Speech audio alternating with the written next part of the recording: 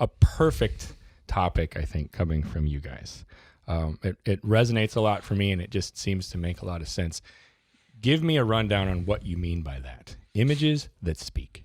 Well, they're images that tell the story of the people we portray, and they go deeper than the technical side of photography. I think a lot of people think being technically excellent is the goal, and it is not even close to the goal for us. Okay. Technical excellence, to me, makes photography invisible so that the message rises to the top.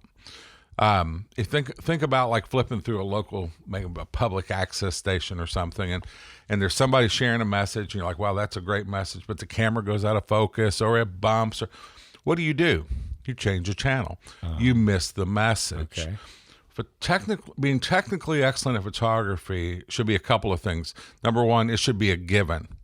I'm not saying it's easy. I'm just saying it should be a given because that's the platform you carry your message on. Right.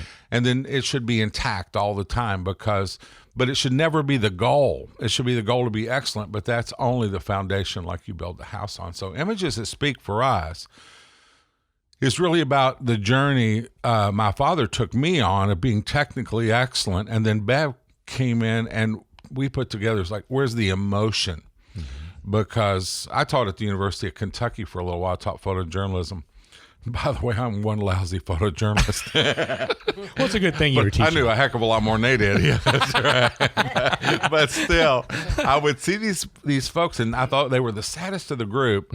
They would bring me an image for a portfolio piece, and it was maybe the side of a building of a brick wall. It was perfectly exposed, and all the lines were straight, and it was tack sharp. Right. And they'd get a D, and they'd say, "What's wrong with it?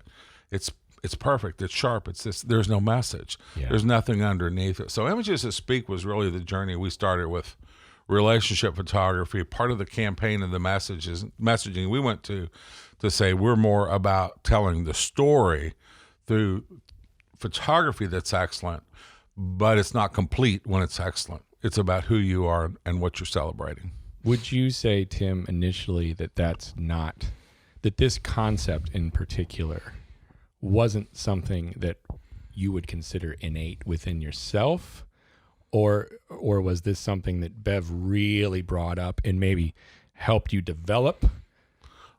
Well, I mean, I hate to answer that because it sounds like a cop-out, but I'd say both. Yeah. I really would, because inside of me, I never got into photography to be technically excellent. I told you earlier that my father was passionate. Right. I wanted something I could be passionate about. Okay. So I never looked at it and said, well, I could master a camera or I could master a light. It was none of that ever really entered my mind. Mm-hmm. It came about, but my father, his work had emotion, but not the depth. Okay. Because it was more therapy for him. He was a very calculated shooter. Right. So I had this inside of me, but I didn't know it when Bev came. Her favorite thing, it used to drive me nuts. I said, well, you can't do that. Well, why not? Well, I don't know. Well, what book's that in? I said, well, I don't know. And she challenged me because she was so creative. Yeah. And I thought, well, no, you can't do that because that's technically wrong. She didn't have that side of it, Right. but she had such a creative bend Right. that it really pushed me to the outside of my thinking, and it was a combination of the two that brought us where we are. So, But you wouldn't let me get by with bad stuff. No, and she never did. I mean, when she started kicking my butt in competition, I thought, my God, I've created a monster. Did that happen?